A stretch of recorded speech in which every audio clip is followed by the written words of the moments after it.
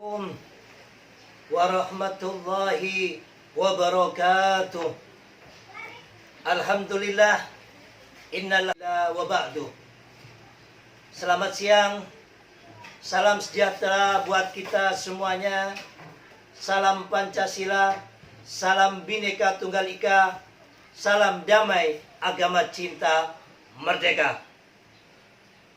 Alhamdulillah, dengan memanjatkan puja-puji syukur kehadirat Allah Tuhan Yang Maha Esa, pada siang hari ini kita dapat berkumpul bersama meskipun melalui virtual Zoom.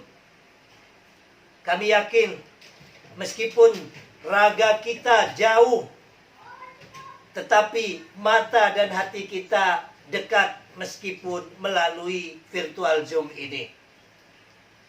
Sahabat komunitas lintas iman agama cinta yang kami cinta sayangi, pada siang hari ini agama cinta di edisi ke-36 kita sama-sama memberikan dukungan dan doa agar pelaksanaan Papua atau PON ke-20 di Papua tahun 2021 ini dapat berlangsung dengan aman, dengan baik, dengan sukses, dan yang utama untuk lebih merekatkan kita sesama anak bangsa ini dari Sabang sampai Merauke, dari Pulau Miangas sampai Pulau Rote.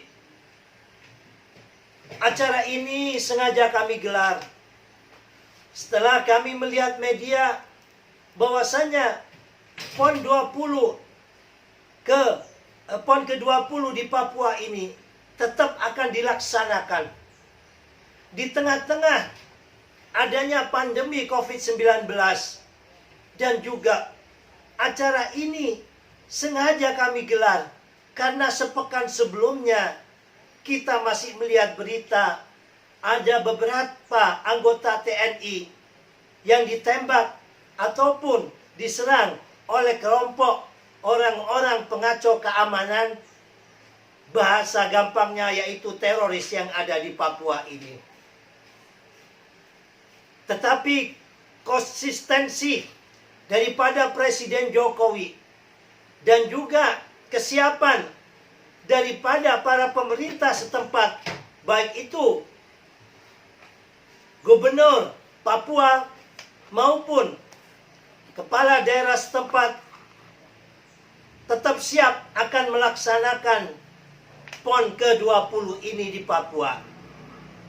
Maka untuk mendukung itu semuanya, di tengah pelaksanaan PON ada dua permasalahan yang mau tidak mau masih ada di depan mata kita, yaitu satu, adanya pandemi COVID-19 ini masih belum berakhir ataupun masih pada level 3, dan juga adanya kelompok pengacau keamanan yang ada di Papua ini.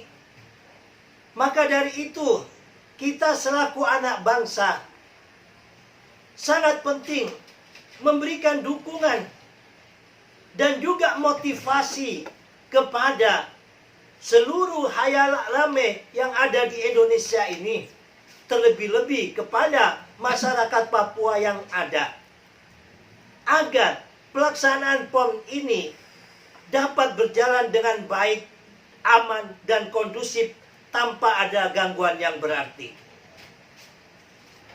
Di sini diperlukan kesigapan dari aparat keamanan, baik itu dari Menko Polhukam maupun Badan Intelijen Negara, dari TNI dan Polri, bagaimana bisa menjaga dan terciptanya kondusivitas di dalam pelaksanaan PON yang ke-20 di Papua ini. Jangan sampai terjadi sesuatu yang tidak diinginkan. Ini sangat mencoreng nantinya di dunia olahraga dan juga di dalam kedamaian bangsa dan negara kita. Maka dari itu, kita selaku orang yang beriman, tidak ada kekuatan sedahsyat doa.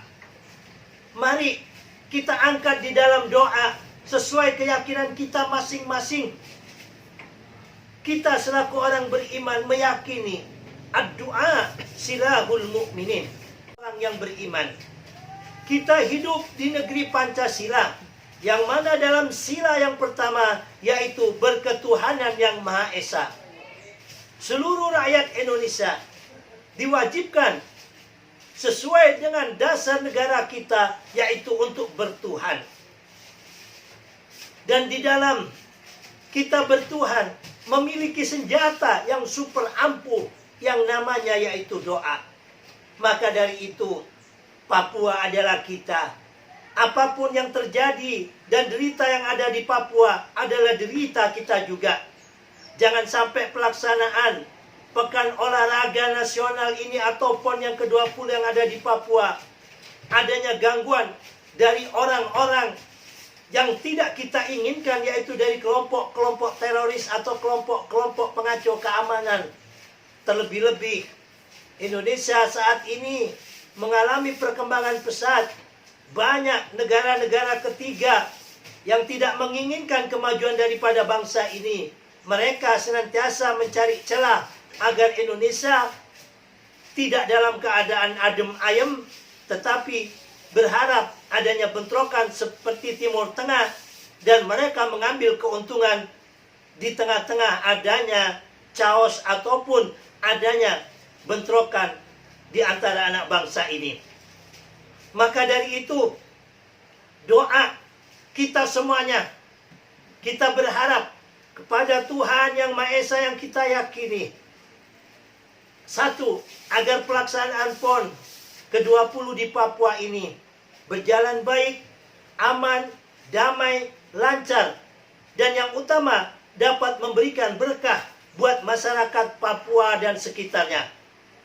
Dan yang kedua, kita berdoa agar pandemi COVID-19 ini segera berlalu dari bumi Indonesia. Dan yang ketiga, kita berdoa agar negara kita senantiasa sesuai dengan harapan Founding Father kita dapat terwujud menjadi negeri yang berkeadilan sosial bagi seluruh rakyat Indonesia tanpa adanya diskriminasi sara. Mari kita ikuti acara webinar ini dari awal sampai akhir. Kami hadirkan para tokoh-tokoh lintas iman, yang mana kehadiran dan keberadaan beliau ini benar-benar dari komunitas lintas iman yang cinta kedamaian, yang cinta NKRI. Bukti cinta tersebut diundang di agama cinta dengan kerendahan hati, dengan legowo, dengan jembar hati, mau hadir dan ikut serta di dalam acara ini. Agama cinta dari kita, oleh kita, untuk Indonesia damai. Agama cinta di atas dan untuk semua golongan dan semua agama. Agama cinta tidak berkepentingan apapun dan tidak ada underbo daripada salah satu partai. Agama cinta mengajak semua komponen anak bangsa yang ada di Indonesia ini, baik itu tokoh agamanya utamanya dan juga semua umat beragama di Indonesia. Mari sama-sama kita kembangkan kalimatun syawa, bahasa yang universal daripada agama kita. Contoh soal yaitu tentang keadilan, tentang cinta, tentang kasih, dan tentang sayang kepada umat manusia. Karena tidak ada satupun agama yang mengajarkan tentang kebencian. Kebencian itu adalah darkness atau kegelapan, sifat daripada setan yang terkutuk. Kita adalah hamba Allah, hamba Tuhan, yang mana diciptakan oleh Allah sebagai khalifah fil ard, yaitu sebagai pengelola di muka bumi ini. Di dalam pengelolaan ini, kita tidak bisa menggunakan sifat-sifat syaitoniyah, yaitu kebencian, kesirikan, adu domba, apalagi ujaran-ujaran kebencian, semuanya itu adalah darkness, ajaran kesesatan. Agama mengajarkan cinta, agama mengajarkan kasih. Contoh soal di dalam Islam, kita apabila tidak hafal doa dari yang lainnya, maka bisa juga cukup dengan Bismillahirrahmanirrahim, dengan menyebut nama Allah yang Maha Pengasih dan Maha Penyayang. Akan tetapi banyak sekali di antara kita ini ucapan Tuhan Allah yang Maha Kasih dan Maha Sayang ini hanya ada di lisan kita, tidak direfleksikan di dalam kehidupan kita sehari. Atau bisa menjalankan ritual secara baik, maka dibarengi juga dengan ataupun soleh ritual, dibarengi dengan soleh sosial. Kami yakin, bahkan hakul yakin, Indonesia ini dengan kekuatan 6 agama yang resmi yang ada di Indonesia menjadikan suatu bentuk kekuatan yang maha dahsyat yang ada di Indonesia ini.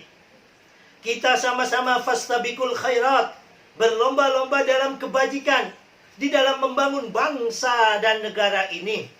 Bukan dengan ujaran kebencian, bukan dengan caci maki. Makanya di agama cinta tidak pernah membicarakan tentang teologis. Karena masalah teologis ini adalah masalah dogma ataupun keyakinan masing-masing agama. Nama agamanya juga berbeda. Ya jelas, di dalam cara menempuh atau menuju jalan ke Tuhannya juga berbeda. Jangan dipaksakan sama. Inilah Bhinneka Tunggal Ika. Yang sama jangan dibedakan, yang berbeda jangan disamakan. Islam dan Kristen dan Katolik dengan Hindu dan Buddha, ini jelas berbeda. Jangan dipaksakan di dalam cara beribadahnya sama, cara mengenal Tuhannya sama. Sama-sama jalan menuju mencari Tuhan, sama-sama mencari nirwana, mencari surga, mencari paradise, mencari jannah. Nah, adapun siapa yang benar? Yang benar adalah orang yang meyakini keagamaannya dengan baik. Apabila ada orang yang suka mencaci maki agama lain, itu perlu diragukan daripada keyakinannya. Berarti dia tidak yakin adanya keyakinan dirinya terhadap agamanya. Bagi orang yang berkeyakinan baik terhadap agamanya, jelas akan melakukan konsep lakum dinukum waliyadin. Bagimu adalah agamamu, bagiku adalah agamaku.